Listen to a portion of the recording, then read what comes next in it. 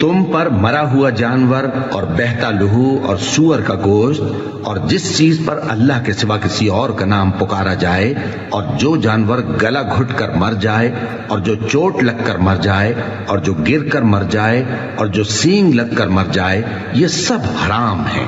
اور وہ جانور بھی جس کو درندے پھاڑ کھائیں مگر جس کو تم مرنے سے پہلے ذبح کر لو،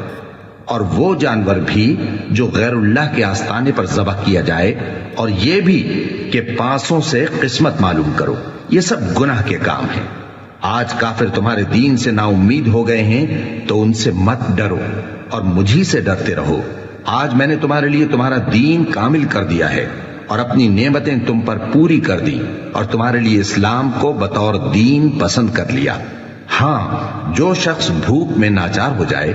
بشرطے کہ گناہ کی طرف مائل نہ ہو تو اللہ بخشنے والا ہے، بڑا مہربان۔